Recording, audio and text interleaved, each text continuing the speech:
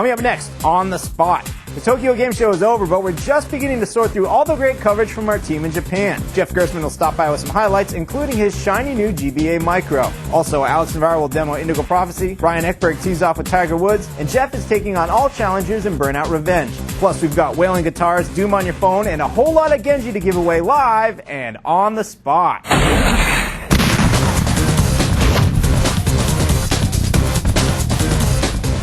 Hello, everyone. Welcome to On the Spot. I'm your host, Rich Gallup, and joining me once again is Ryan Davis. Hello, Ryan Davis. What's going on, Rich? You haven't been here in forever. It's been a while. It's been a few weeks since I've been here on the show, and it's good to be back. You know, in honor of you coming back, we have a great show for you today. Really? We do have a great show for you today. Oh, that's so cool. We have a lot of stoked stuff about going that. on. We have Jeff Gerstmann with us as well. Hey, Jeff. You totally said that it was an honor of me being back that you had a great show for us. Oh, it's an honor of Jeff being back. We have a great show for you today. Now I feel slighted. All right. Oh. Jeff, what are you doing over there? I'm over here. I got Burnout Revenge, so if anyone wants to play, send a friend request to the gamertag GameSpotting. I'll accept it. You can join the party. Crashing. Synergy. Cars. Yes. It'll be a lot of fun. Totally. Can't wait. Fire it up. And soon we'll have Jeff back, and he'll come over here and he'll talk about all kinds of TGS stuff.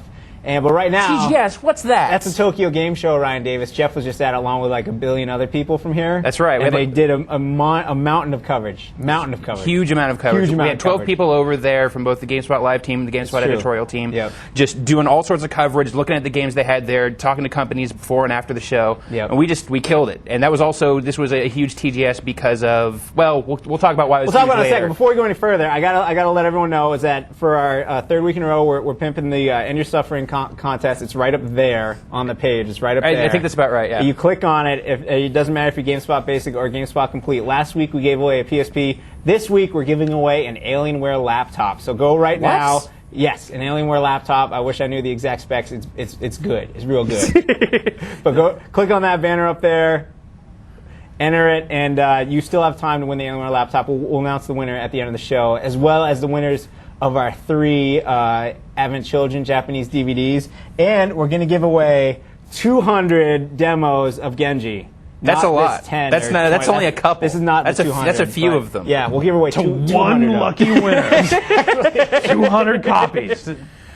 So we have you and 199 of your friends. That would be a lot easier for us on the shipping. I know. Bobby over there would love that. Well, that's, all right, let's move this show. All right, so there's all this great stuff at TGS, at the Tokyo Game Show. It's huge, high-profile games. But as we were saying earlier, stuff falls through the cracks. Some stuff doesn't get the props it really deserves. It's true, and we have a ton of HD movies up there right now, and people keep talking about Metal Gear this, Metal Gear that. We don't have the Metal Gear trailer. No one does online. We can't have it. Konami said so. Sorry. But what we do have is a really nice 3-minute HD demo of the next-gen Sonic game, right, Ryan? Sonic the Hedgehog. Right.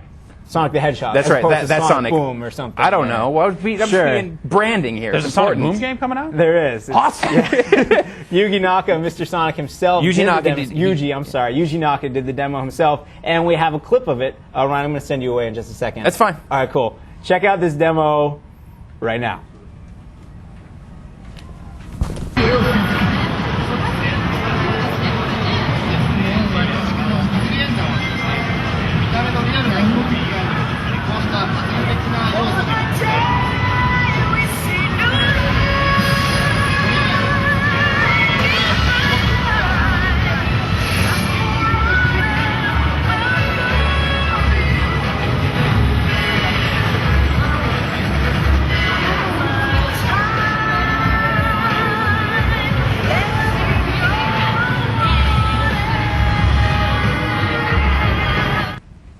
And we are back. Now that is, as we said, just a part of it, and we also have an HD. It actually looks a million times better than that, as you see on this little streaming window right now, but check it out. It's great, as well as all the other HD movies from TGS. But right now, I have with me a man who did not go to TGS, much like myself, Alex Navarro. Hey, Alex. Hey, yeah, I didn't go to TGS. I never get to go to TGS. I don't either, but Yeah. actually it's more by my choice because I can't fly at all. I'm not a flyer. Really? Yeah, I'm not. But one of the benefits of you staying behind is you got to review a lot of great games over the last I week, did. didn't you? There's been an awful lot of really great games come out over the last week. I got to review a bunch of them, and one of them is Indigo Prophecy. Interesting. What game did you bring with you today? Indigo Prophecy. Now, what is Indigo Prophecy? It is a game that used to be called Fahrenheit. It eventually got a name change that I don't think is as good of a name. It's an adventure, murder, mystery, supernatural thing, which is kind of hard to explain because basically it sort of uses these kind of rhythmic analog, gameplay mechanics where it has kind of like the typical adventure game trappings where, you're looking for stuff, doing puzzles, whatever. But then it's got also these kind of crazy sequences, which I'm going to show one of right now. Do it. It's kind of hard to show stuff from an adventure game just because, there's so much story and spoilers and whatever. But I think out of context, this won't ruin the game for anyone showing this. Sure. And this is my favorite sequence in this game. I saw it like I was there. Yeah. Now, the story to the game is a little crazy. Yeah, a little bit. What is it? Basically, you are this guy, Lucas Kane, who is an IT professional, and like all IT professional, he ends up killing a man. Obviously. But he does it sort of in this weird possessed trance, like, he's not really in control of himself. And now he's kind of on the hunt to find out what really happened, why he killed this guy, what the circumstances are. As you can see here, the cops have kind of have got him. But game's over. So, no. Because check it out, I'm playing Simon. And check out what happens. Oh, dip. Oh, you didn't just do that. Oh, yes, I did. So these two symbols we're seeing right now represent the analog sticks? Yes. So basically, I'm pressing the analog sticks kind of in the directions that the lights are telling me to do, and thus I get to do this crazy Matrix, fight scene here where I'm beating up cops. I think this is actually based on our own IT professional here at CNET. Yeah. I think this guy looks a little too much like Joe Russell. Yeah, just a little bit too much. And I know Joe Russell can dodge bullets, so... I've seen him do it. So what happens if you say don't dodge a bullet? I'm not going to ask you to, but... Well, if you die, then it just kind of starts you over from the last checkpoint, because it's actually got a really good checkpoint save system. It doesn't want you to lose the game to it. All right, now I'm running from this helicopter. And a car. And just keep in mind, this is an adventure game. Most adventure games are pretty slow. They're kind of, real big on, pixel hunting and you looking for hidden items and other kinds of stuff. But right. This one, you get to run from helicopters. Awesome. And that makes it really rad. Obviously. And then, snap. Oh! And then I'm just, see, now here's where it's about to get real ill here in a second.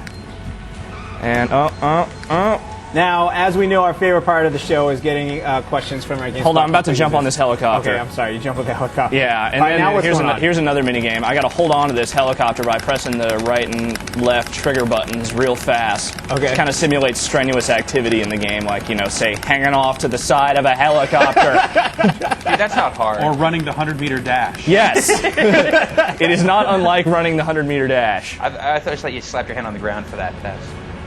And then here comes, and see, then I'm about to go onto this thing, and then, You are a Superman in this game, apparently. Yeah.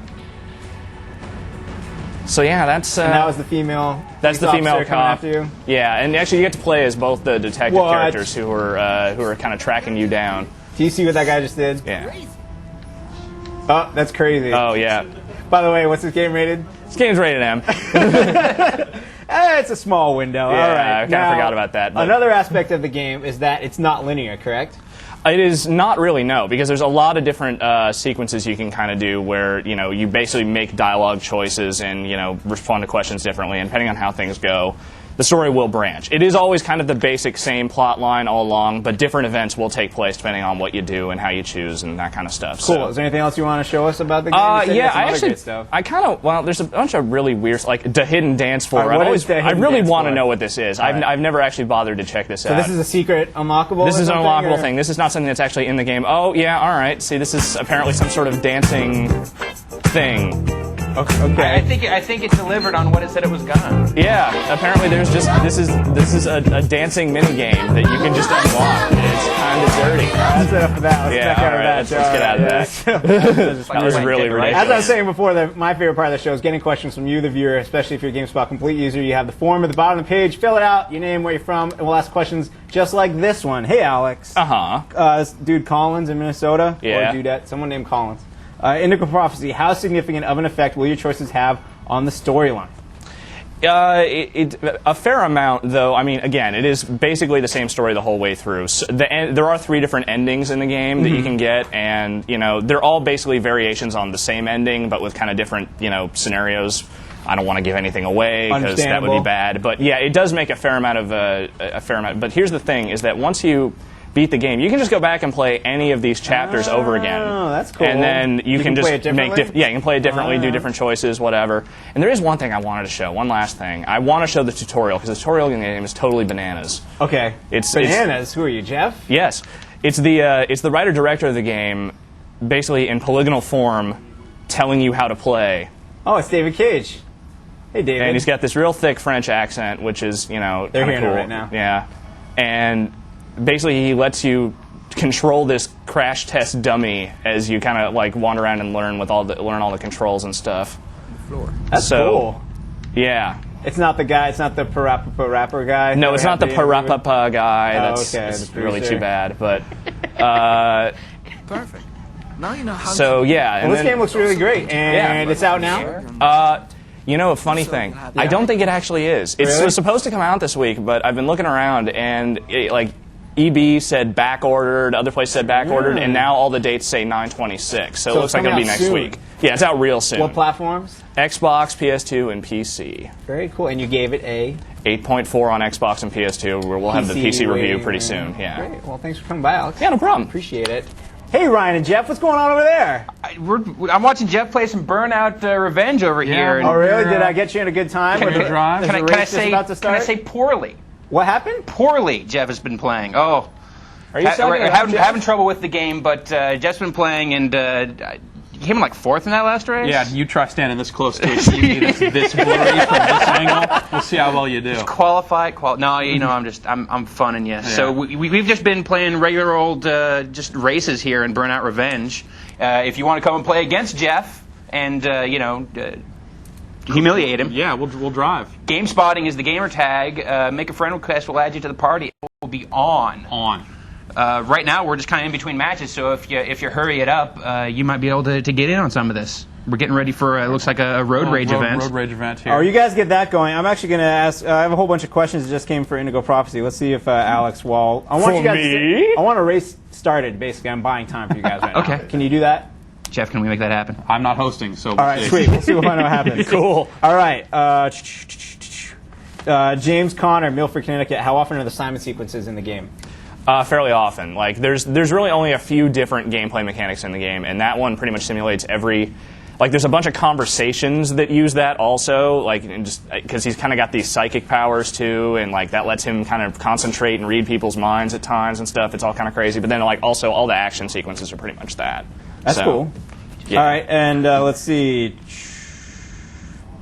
Cad Dan in Illinois. I'm not. This is just a crazy city name. I'm not gonna say it's in Illinois. Bego Co. Sure. Yeah. Whatever. How much control do you end up having in Indigo Prophecy? I see you playing it as a puzzle game, although it is an adventure game.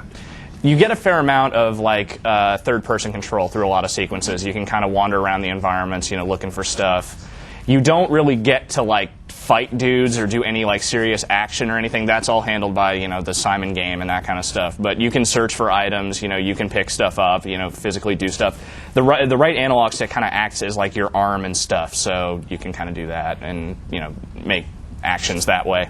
Cool. And your last question is from John Munoz in Corpus Christi, Texas. Do you practice these sample demos of games so you don't look stupid on camera? No.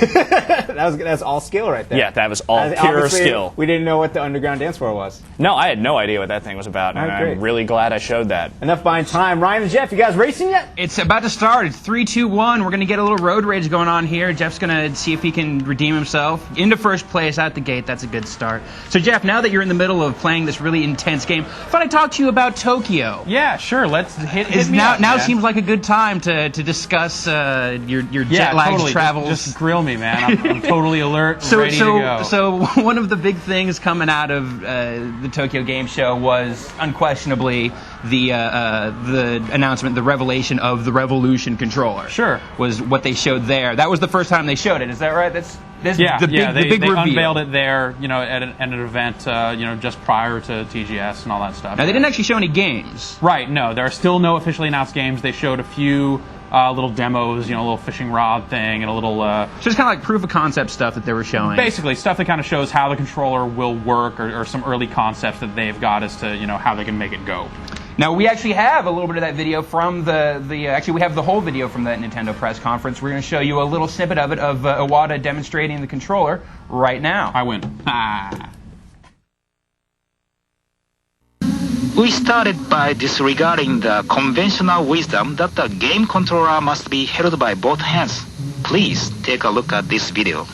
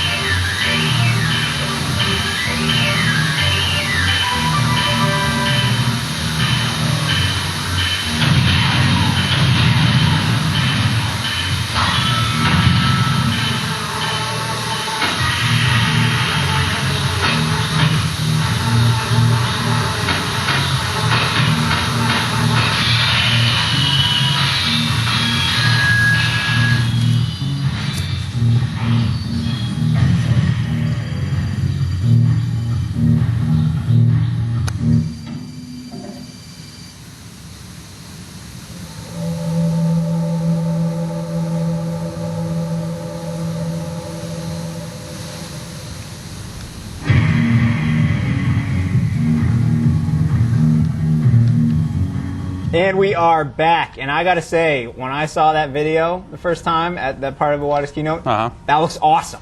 When I saw it, I went, what? What?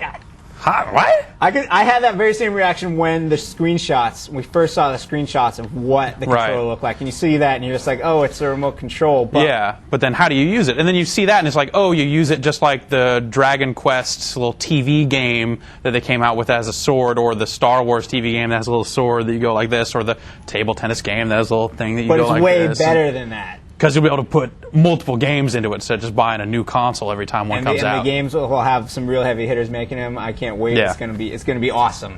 I really appreciate that someone is like trying to take gaming in a different direction. I was a little disappointed actually when I saw the Xbox controller. I saw the PlayStation 3 controller, and I was like, wait a minute.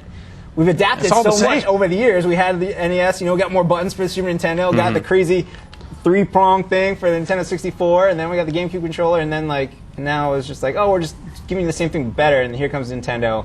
Yeah, hopefully the games back up the concept. I'm sure that they have a bunch of really great ideas over there, and hopefully, some more people get on board and make some cool stuff happen. Hopefully. Yeah. Now, we have a lot of questions flying in from TGS. Before we get to those, we have a bunch of little handheld stuff. Yeah, bunch of crazy stuff. Let's start with what we both have in our hands right now, and that is the Game Boy Micro. Here it is. Yeah. This thing is tiny. It is. This is my finger. Yeah. This is the Game Boy Micro. Though, you should be warned, Rich's finger is like 2 feet long. It is. I have huge hands. It's crazy. And Jeff, you have in your hands I have the crazy special limited, well, it's not actually a limited edition, it's just one of the several colors that are out in Japan, and this is one that's mocked up to make it look like an old Famicom controller. Which is the 8-bit Nintendo in Japan is the Famicom. Hold that up for Roger right behind you. Yeah. That is Check that bad boy out. That is a sharp-looking machine. So, this is the one to get if you're going to get one of these. Yeah. When we were in Tokyo, it took a lot of work to actually find a bunch of these. We ended up finding, 5 or 6 of them over the course of the trip, but it was definitely, very few and far between with this stuff. And, considering I already had 6 other devices to play GBA games. Yeah. Probably not the smartest idea for me to buy one of these because I'll probably never ever use it, but it just looks so cool. I figured I would pick one up and, leave it in its case for all time. I was going to say, have you tried playing a game with it yet? No cart has gone in it, and it'll probably stay that way. Now, for people who don't have a Game Boy, here I'm going to hold up a pen next to it so we have another size comparison. Yeah. Do you think it's a good idea? That pen is huge, by the way. Do you think it's a good idea? Is there a market out there for this product? I guess so, but they're charging more for this than they are for the GBA SP. Mm-hmm. So if you want like a bargain entry-level system, it's like that one will kind of do you. But really, people should just be buying a DS at this point because all the new game development is going into the DS. There's not a ton of GBA games coming out at this point. So it's kind of a cool little, curiosity. But in terms of, like, should you actually get one of these? Like, for, is it actually useful? Not so much. The screen's pretty bright. The screen is really bright. It's got a really nice screen. I think, did we just put up a news story that said there's going to be a newer, GBA brighter SP? GBA SP? Yeah. So... and that'll be cheaper. So it's kind of a weird move on Nintendo's part. Definitely trying to kind of maybe cash in on that whole iPod Nano, iPod Micro, iPod Mini, all that stuff. Later, when Ryan Davis is done playing Burnout at the end of the show, maybe we'll get him to bust out his iPod Nano and we'll do a little compare size comparison because that thing is teensy. That is, and it's the Game Boy Micro is like a house for the iPod Nano. Yeah, it's huge in comparison. but it can't play games. But we'll do a comparison. I just got Breakout on it. Breakout on it. I've got Music like a trivia. little. All right, now Jeff. Also next to you, you have a stack of PSPs. Let's start with that one. Let's start with this one. This one doesn't actually have a game on it, but this is the white PSP. They released these in Japan right around the same time as the Game Boy Micro, and it's white. That's it. Yeah, comes with a white slipcase. And actually, the thing I'm noticing from using this so far is that while the screen is just as apt to get smudged up, the control, you won't notice a bunch of fingerprints all over the sides of it like you do on the black ones. So that's pretty much the main difference. And these all ship with firmware 2.0 on them. Cool. So that's pretty neat. But the memory stick is not white. The power cord is not white. What? What is with that? What? Oh my goodness. I know. Totally All right. bummed out. Now you also have some other PSPs handy with games on them. Yeah. How'd you get these? These are game share demos that were put out at TGS that you got wirelessly. You downloaded them, and they're stored in memory until you turn them off or quit or anything like that. But the trick is you can put it into sleep mode. And we put a couple PSPs into sleep mode and brought them back. Nice. This is Portable Resort from Namco, and it's actually a ukulele simulator. It's a what? A ukulele simulator. How does it work? First, turn up the volume if you Okay. could. Aren't there enough of those already? I mean, isn't the market so saturated with ukulele simulators? Not like this, dude. Aren't people just tired of that by now? Check this out. Let's try if we get that. Roger can get that on camera. That sounds great. I can hear it. Hopefully the mics are picking it up. So you hold down a different button and you strum the analog stick and you're playing the ukulele. Yeah, and the crazy thing Yeah. is depending on which way you hit the analog stick, it strums the strings in a different direction. So if you hit it really slow, it'll make the sound of like each individual string. Yeah. And if you hit it the other way, you hear the strings being hit in the opposite order. Attention to detail. And the whole time, you can hear like the sea rolling in and seagulls and stuff. Because, you're hanging out at the beach. That's great. What's that game called? Portable Resort. There's supposedly a whole lot more to it. There's like no chance it's coming out over here. Is there? Hell no. Come on, man. Damn. That game is awesome. Yeah. All right, we'll play that one. Now, you also have Ricardo's PSP here, and what Ricardo's is... in this crazy mech shell here. And what game do you have? What games do you have on there? This is Loco Roco. What is Loco Roco? Loco Roco is a game that Sony's putting out that is completely loco. Okay. You mean that's like Spanish for crazy, right? Yep. Okay. What's Roco mean? Crazy rock? Rockin'. Okay. I don't know. Now, tell us about the game. So in this game, you use just the triggers and the circle button. Okay. And basically, you control this little ball here by kind of tilting the world back and forth to make him roll back and forth. Okay. So now we're going here. I can kind of rotate him here, and if you hit both buttons, he'll jump. Cool. So I can wheel him over here, and you want to basically pick up these little flowers here, and they make you bigger. Oh, look at that. So I can pick up this stuff, and no! Dude, See, that's not good. I lost a guy here. I can go back and get him, like it was a Nice. ring in Sonic the Hedgehog or something. We can get over this stuff.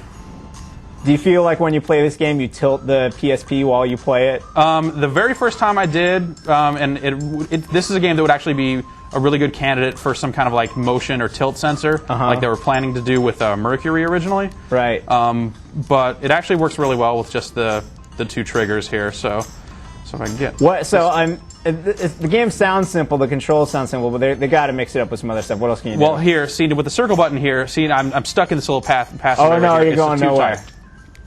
Oh, but I can break my guys apart into their own little individual shapes here and work my way through, and then hold down the button to make them gel back together. This game is really crazy, and it's super fun. Unfortunately, this is only a 1-level demo, and the game's not coming out till like early next year. Right. But I'm already dying to play more Loco Roco. It looks great. Yeah, it's that's really kind of the big thing about it. The graphics are really crisp. Like this dude is round. Sweet. You know how people used to get all excited when like driving games had round wheels in them. This dude is round.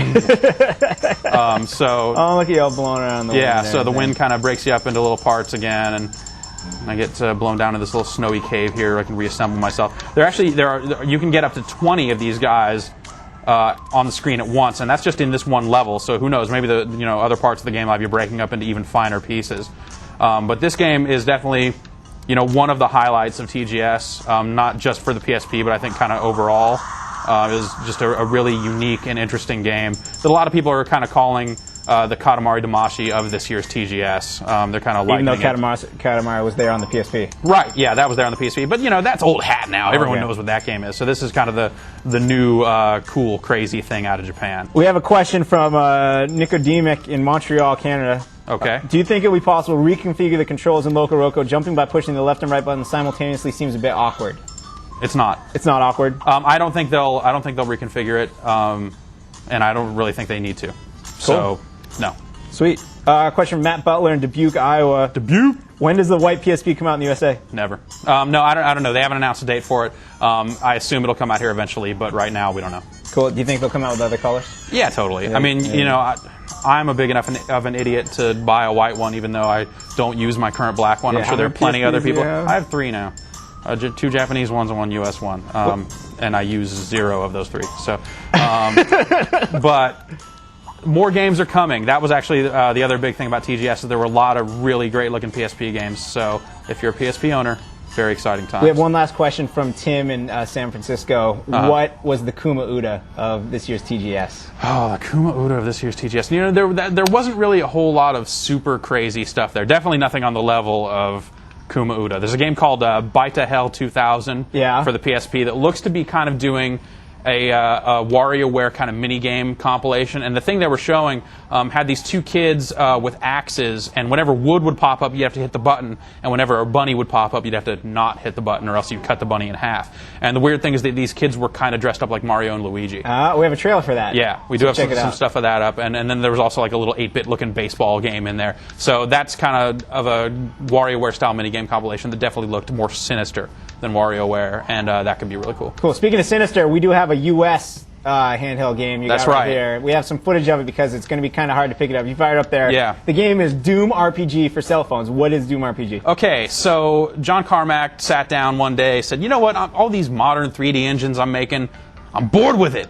I got to take it old school. Okay. So he took the Doom engine and basically ported it to cellular phones. And rather than just kind of make it the same kind of first-person shooter that it was originally, he's taken this engine and the team has basically turned it into a first-person RPG. And it's a turn-based game here. So it's like I step forward 1 square at a time here like that. Then he gets to take his turn and shoot me a bunch.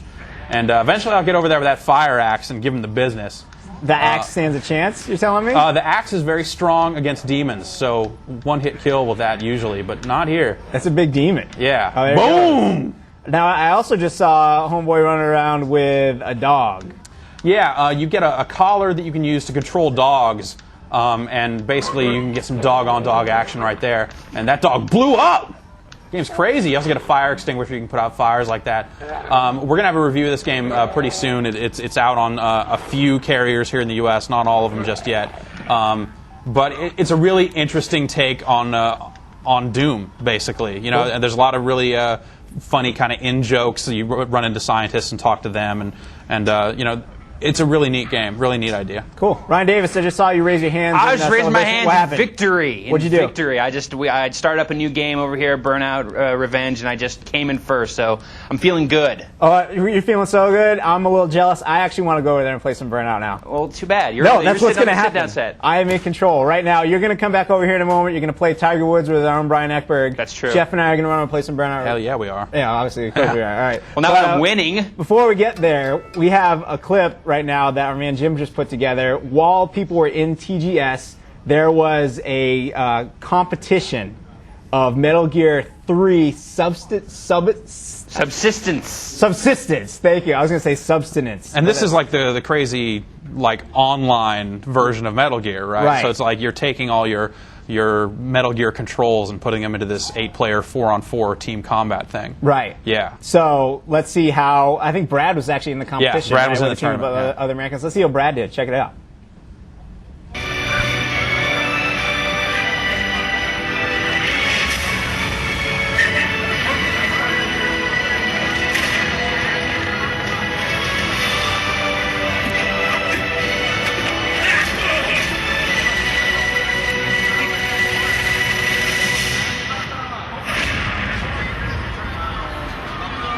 On the last day of the Tokyo Game Show, Brad Shoemaker pitted his Metal Gear Solid 3 skills up against some of Hideo Kojima's developers and some of the Japanese media in a team competition of Metal Gear Solid 3 Subsistence. The rules were simple.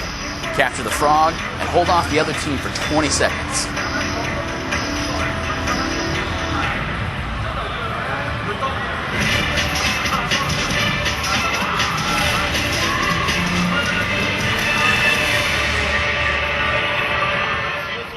During the matches, the contestants were required to wear a fairly unflattering helmet cam and play in front of hundreds of Metal Gear fans in attendance.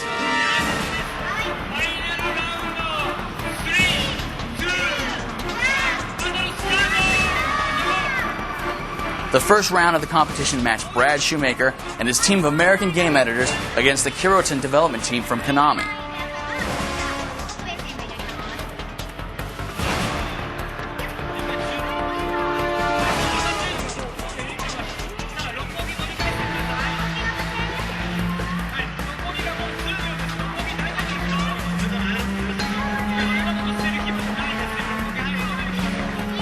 After a quick start and some nice teamwork, the editors captured the frog and held off their competitors to move on to the next round of competition.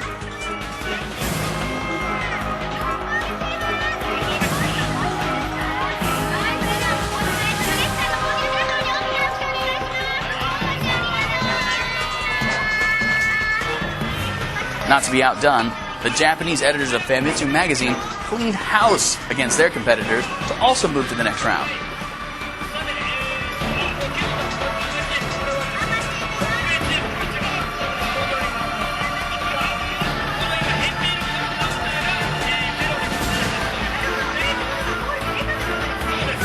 This set the stage for a bitter battle of East versus West to take home the ultimate prize, brand new Kojima-signed white PSPs.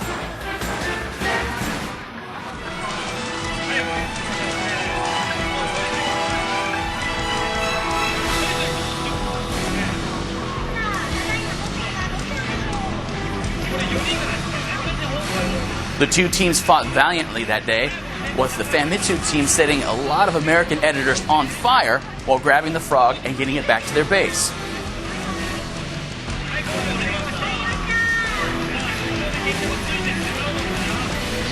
Brad tried in vain to reach the enemy stronghold, only to be denied by the countdown clock reaching 0.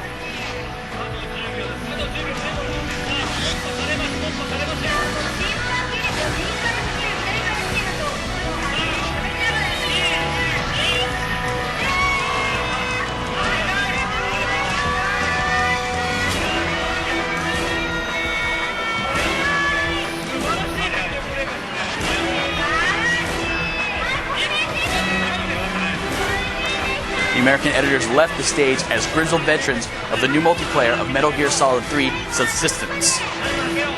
But the top prize would not be had. The team from Famitsu was just too strong and had a home crowd advantage. The American team promises to work hard and bring home victory next time. While Brad individually vows to get his revenge, Until next time. Man, the Japanese are crazy. That's what they're known for. What was with those helmets? Those crazy helmet cams? Yeah. Where they're playing MGS and they're screaming at your face, and you can see everyone's heads all down the side of the screen. Yeah, It was all that Smashing Pumpkins 1979 video where the guy's running out of the convenience store. I know, it's totally like that, except scarier because they're all playing, Metal Gear Solid and snapping each other's necks. Yeah. So, but we're not about that here. No, we're about the... Here we don't have. about that. We don't have helmet cams. They're a gentleman's game. We're not Not yet. screaming into cameras. We're sitting here, relaxed. We're going to play a little golf. That's right.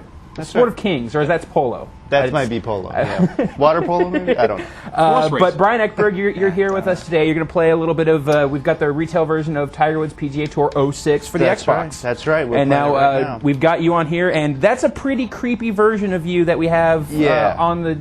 I spent some time on this guy. That looks like you. Did you actually talk to EA Sports beforehand? Make sure they get your haircut in there. 'Cause that is pitch perfect. Yeah, it really is. They don't have it rocking the mullet as much Oh, in the God. back, but it's not bad.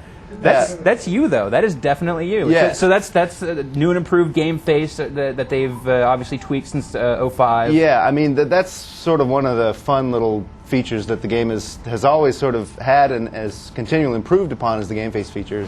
You can just get an insane amount of detail and create guys that look a lot like you in this case, or you can just go completely out of left field and create someone who might, look like you, Ryan. Yes. No. I know. If you want to get real wild, Right. real crazy. So right now we're actually in one of the main gameplay modes called Rivals mode, and this is a mode that it's sort of based on the Legends mode from last year, Right. where you go. But the twist is this time you go through various eras of golfing history and take on some of the great golfers. So this is sort of like the Highlander of golf. That's right. There can be only one, and I'm going to make sure it's this ugly guy right here. But no, you take on famous golfers like Ben Hogan, Arnold Palmer, Jack Nicklaus, and the idea being that you want to prove that you are the #1 golfer in the world. And you do this in various period regalia.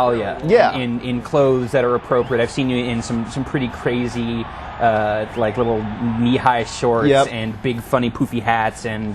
That's one of the cool things that they've added this year is lots of different clothing from different eras, like ascots and crazy top hats, and it's fun to make your character. But then even the gear also follows that. Like you can have like the small little like hard leather balls that Yep. they used to use. and the dual shaft wedges and stuff. The weird thing is that it doesn't really make much of a difference the type of equipment that you're using. It's mainly there for just show to look cool. It's aesthetics. It's aesthetics, but it's pretty fun. So this is, but I mean, it seems like this is basically more of the same for Tiger. It seems like they've made some tweaks. Yeah. Like the putting system here is a little bit different than it was last year. Actually, the swing mechanics are different all the way around, both in the regular game off the tee and the look at fairway. that putt, though. Yeah, that's an eagle putt right there. That was an eagle, nice. That means that's 2 under par. Now, an eagle's nothing though. No. Compared to, let's say, a hole in one. Yes. Coming off the tee, across the fairway, onto the green, into the hole, one stroke. Yeah, I've heard that's been done. I think. Hey, didn't you do that? Wow, I think so. Wow, yeah. transition. Great transition. We actually have video of our man Brian Eckberg here getting a hole in one. We have video of that. Can we roll that tape so we can see Yeah, Brian let's check Eckberg it out. My great doing well, triumph. better than an eagle, My triumph of the week. or not? Actually, it's still an eagle because it's a 1 on a par 3. That's true. That's Oh, true. yeah. Here it is, Still and an you can eagle. see I'm dressed really fancy here. Oh, you're looking good. This is what I actually wear on the golf course. That's a swing hat. Yep. Let's see. Okay, now you're So it's judging the wind. About 430 yards. I'm hitting a 2-iron. Just like Carl Spackler. This is a pretty shot. Nice approach. Is it going to go in? That's one bounce into the hole. Plink. Yep. You can hear it hitting the cup. That's right. Very nice. So, Yeah. so I hate to bring this up in your moment of glory, Sure. but Tiger's been getting kind of easy lately. Does 06? I mean, you did just get this hole in one Yeah. with your funny hat. You know, the funny thing is I actually hit a hole in one this morning, too. You hit another one. Yeah, so that's 2 in a matter of about a week. It's not which, and they've done a lot with the control, like we were talking about off the tee, on the fairway, and in the putting, but it still results in a game that's pretty easy. Right. The putting especially, I can count the number of holes I've 2-putted, on one hand in the past 2 days.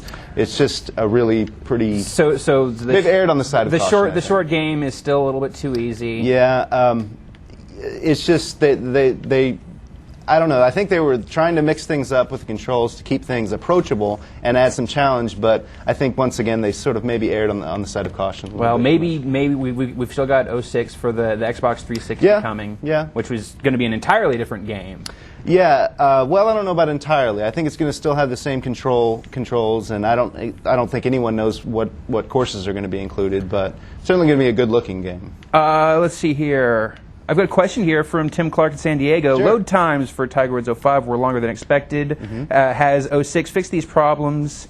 And do we know if the PSP version will be able to link to the PS2 version? I don't know that, but I can say with a pretty good amount of confidence that the load times, both in the PSP version and in the console versions, are much better. You pretty much zip through these holes. When you're playing the PGA Tour, you can just tear through them pretty easily. So I'm much more pleased with the load times this time around. Another question from Overheat in the UK. What's the new dual analog swing thing all about? Yeah, what they've done is a lot of EA Sports games are mixing in the right analog stick into their sports games. Here it's called the shape stick, and I don't know, maybe I can show it a little bit, but when you take a swing, there's a little ball icon there on the right, and you sort of use the shape stick to put draw or fade on the ball, topspin or backspin, by aiming the stick appropriately. If you want the ball to go left, you aim it left onto the ball icon. It used to be now that the power meter for your initial swing was dictated by like smashing on the Y button or like the X button in the... Yeah, and you can still do that if you want. You're not required to use a shape stick unless you're in tour difficulty mode, which is the most difficult. But using the shape stick, you can really design the kind of shot you want right off the tee, and then put the exact amount of spin you want on it once it hits the ground. So it's pretty cool. What I found when I was playing the game is that you didn't really need to use it in order to have a lot of success on the courses. It's just something you could go back and use the old power boost and spin boost tools, or you could use the shape stick. It wasn't a requirement, which was kind of what I was hoping. I was hoping that it would be a requirement. So it's just sort of like an additional sort of it's a different way of for doing the controls. things. Yeah, exactly. But it doesn't replace the old ones entirely. I don't think so. Well, Brian, this game's coming out now, right? That's This is right. like on store shelves at the moment. I believe so. And we have a review going up momentarily, Yeah, sometime it's today. going. Yeah. So you can look for that. Like Tiger Woods PGA Tour 06 on shelves. Brian, thanks for coming by. My showing pleasure. it to us. My pleasure. While we're staying with this American stuff, because they had fun at TGS, they were enjoying it in Japan, but when we stayed here, we get the fruits of our labors, or Rich, as he keeps pointing to himself, it's the fruit of his labors, of getting to see the new Guitar Hero trailer. Actually, we want to play some Burnout before that. No, we're gonna. Okay, you want to play some more Burnout? Yeah, that's what. Yeah. Okay, we'll play some Burnout. Yeah, then. Jeff just won a race. By like a mile. Yeah, that's why we can't just say that. We can't just go to the Guitar Hero trailer before we point out the fact that Jeff just won by it was more than a mile. It was actually like 3 miles, I think. But and I just had to say that I finished 4th twice. So. Well, thanks for coming in and bragging. But Rich. no, the real reason I wanted to come here is that one of the things we've noticed after playing this game online a little bit more is that it seems like when you have a nice game set up and all of a sudden like the 6th person comes in and all of a sudden you get this little waiting for players message. Am I right, Jeff? Yeah, it seems to be, there'll be some occasions where it can't properly connect to one of the players in the game because, God knows what, they're sitting behind some kind of creepy firewall that won't jibe with your connection or something. Exactly. So, They should try port forwarding. Yes, port forwarding. Reconfigured your NAT. So basically, it seems like there's this whole understanding now, if you're playing Burnout Online, that if you get kicked from a game, it's not because they don't like you or they're making fun of your name or something like that. It's just because that you happen to be the one dude, or they're trying to find out who the one person is that is making it so the game can't start. Actually, it's usually because I don't like their name, and it just happens to be they're also holding up the game too. But. All right, cool. So the whole reason why actually I wanted to come over here before the trailer, Ryan Davis, was because I wanted to apologize to that guy that we kicked, and we may have heard us laughing a little bit about doing it. We booted some fool. But on with the show. Ryan, it's all yours. Okay, Guitar Hero. We have a new Guitar Hero trailer. It's up on the site right now, and you can watch it. How about right now? Let's watch it right now. Sure. Wreck into that dude.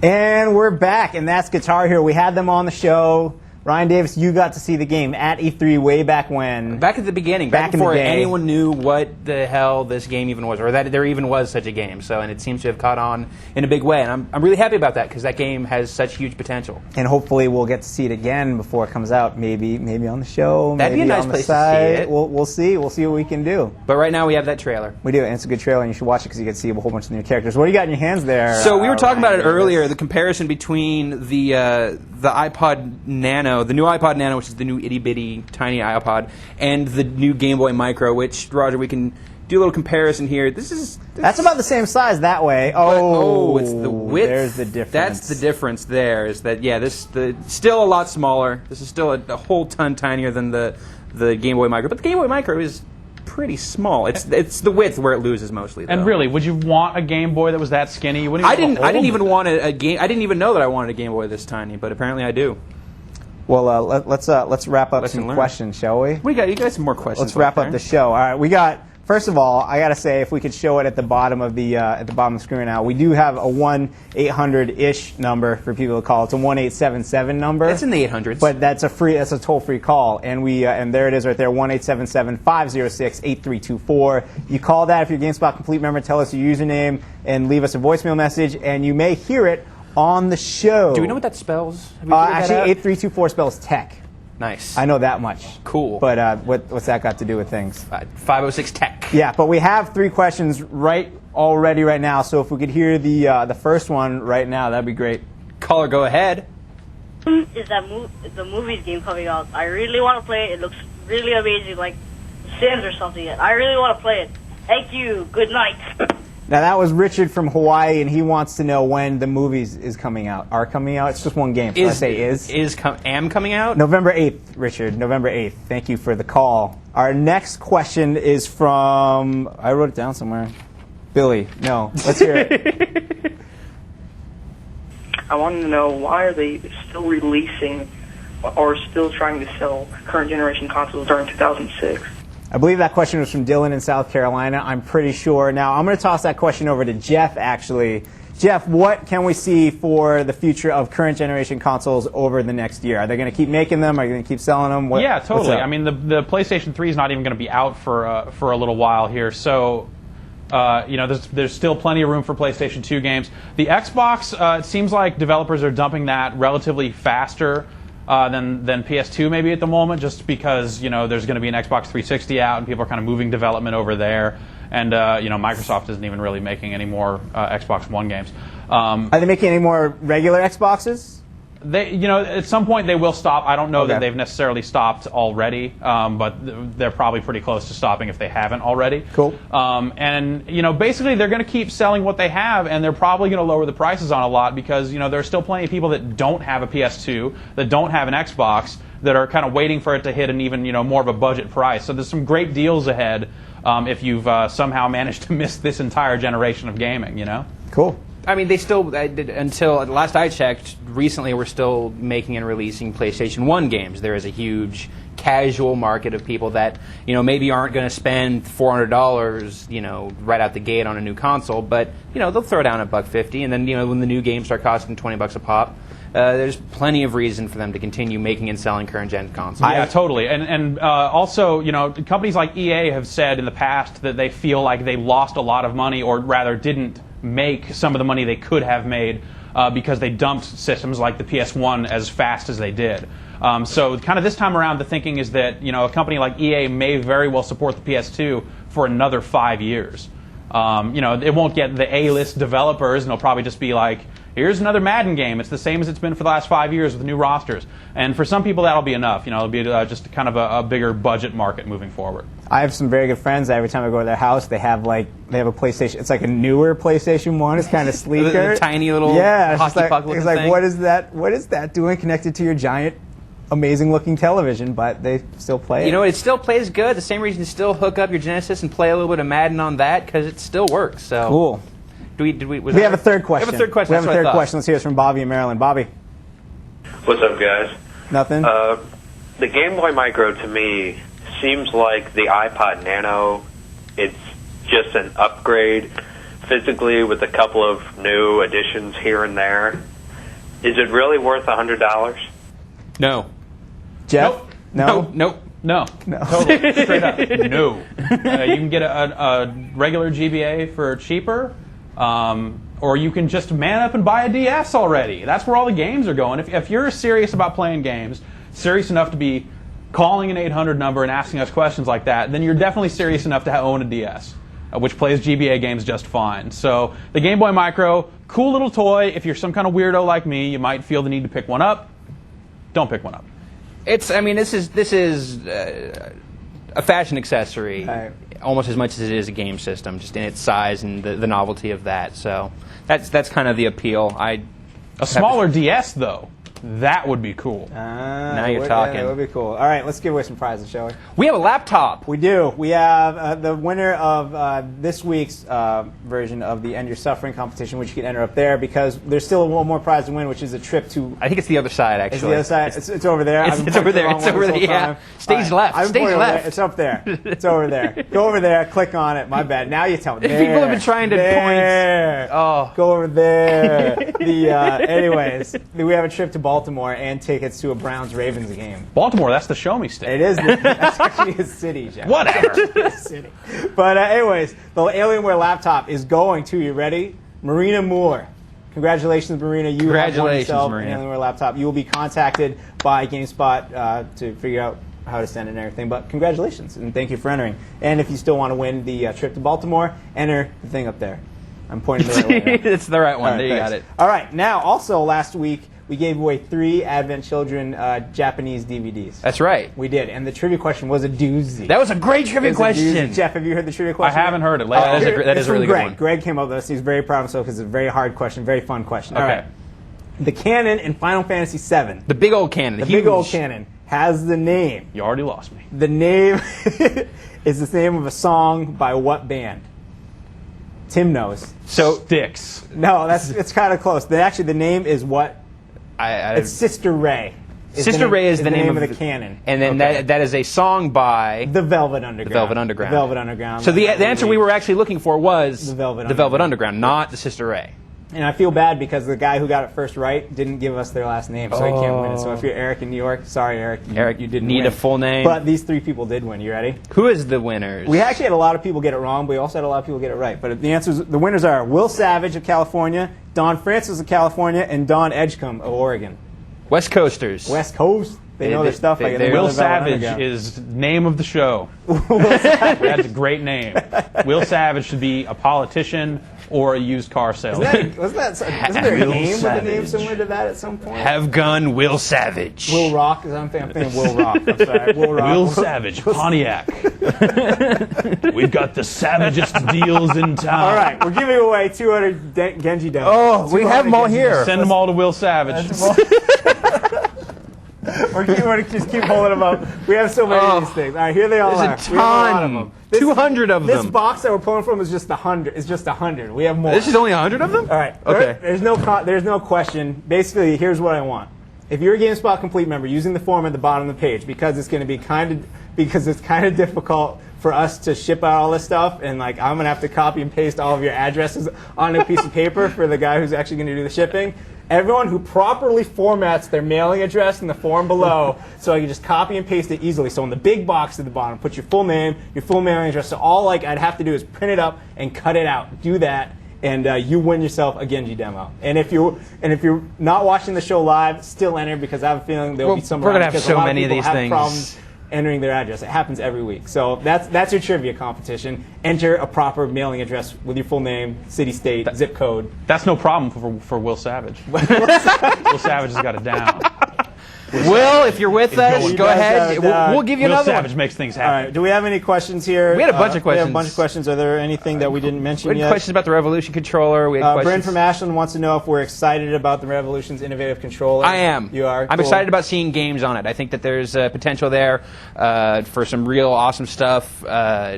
Cool. Dario from Montreal wants to know about the classic gamepad extension. What's going on with that? Isn't that just the remote? You flip it sideways. It's yeah, an S you controller. turn it sideways. It's like a little NES. But aside from that little analog thing that they're showing in the video, there's probably going to be other attachments. I'd imagine there would just be a GameCube controller with a fat hole in it that you can just ram that thing into and play GameCube games like that or whatever. So they'll probably have a bunch of weird attachments for that thing. Cool. Aviar in Ohio. We didn't talk about the Xbox 360 all that much. We know it's coming out November 22nd now. Yep. Jeff, do we know what games are coming out with it? Heck no.